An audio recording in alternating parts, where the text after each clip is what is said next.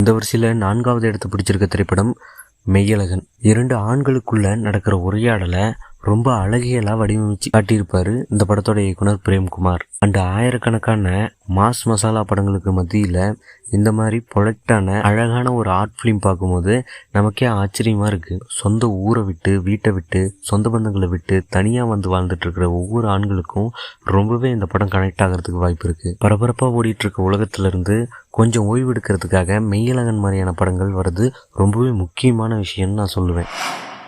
3வது இடத்துல அமரன். ஒரு பயோபிக்கை எவ்வளோ அழகாக எடுக்க முடியுமோ அவ்வளோ அழகாக எடுத்துருப்பாரு தேசிங் பெரியசாமி அவர்கள். அண்ட் இந்த திரைப்படத்தில் சாய் பல்லவி நடிப்பு ரொம்பவே பேசப்பட்டுச்சு.